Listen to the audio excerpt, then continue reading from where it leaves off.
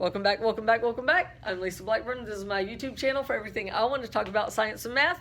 And this is part 2 of the Unit 10 notes with solutions. So what I forgot to say that they're going to have to hear again is what happens when you add solid particles. It will cause a rise in boiling point. That's called boiling point elevation. So that means when you add salt to your water making spaghetti, it makes it boil at a higher temperature and your food cooks faster.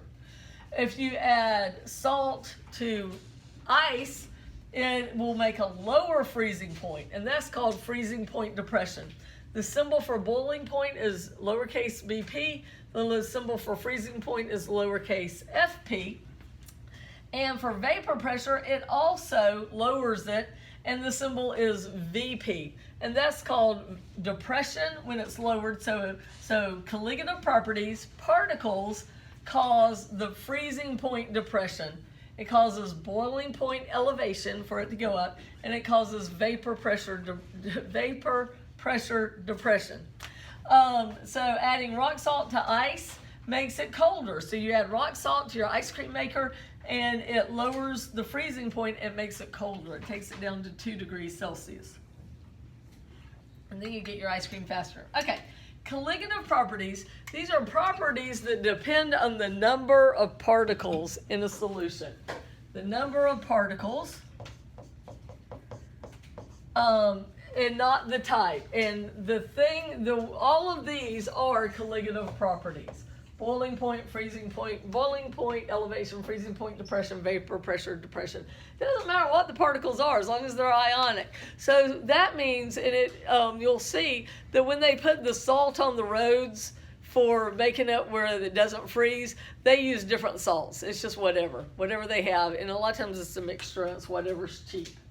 Because if y'all ever been up north and seen where they have this, you're driving along a highway up north and there's these dome things that look like giant beehive, things like from Winnie the Pooh.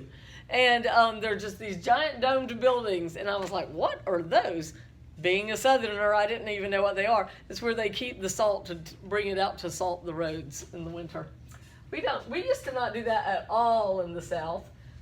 Because according to the weatherman, we only get snow on average once every 2 years, so we would just not worry about it. But now we've been made fun of for so long by northern people who think we're crazy just shutting everything down for a snow, that now they've got some salt. We're getting all fancy now. We have some salt if it snows, and they'll salt some of the roads. Now, back to polarity, and this has to do, so just to review, polar things have charged ends like water. Water is our classic polar molecule. And nonpolar molecules don't have charged ends like oil.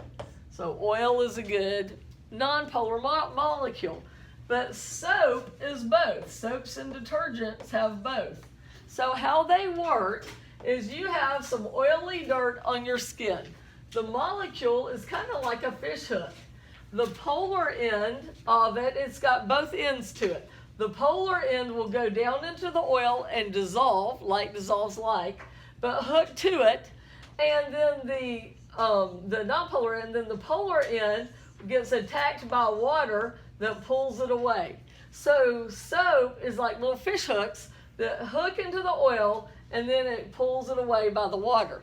So I used to always say, so that's why you have to have soap and water. You can't just have, water and not soap. You won't get clean. Well, then I had this girl, and she came to me after class, and she was upset by that. She had terrible eczema, and she said she could never use soap, that she just cleaned herself with the water. She just used water or like lotions and stuff like that. And at first I thought, that seems kind of gross.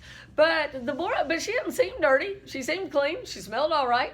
And the more I thought about that, like iron skillets, you're not supposed to put soap on them. You clean them with oil and salt. So I think because like dissolves like, you can actually get clean with oils instead of soap too. So if you have bad eczema, you don't have to have soap because that dries your skin out and it makes your eczema worse. All right, so that's our chapter, Test Friday. What we're going to do for the end here is some math, all right?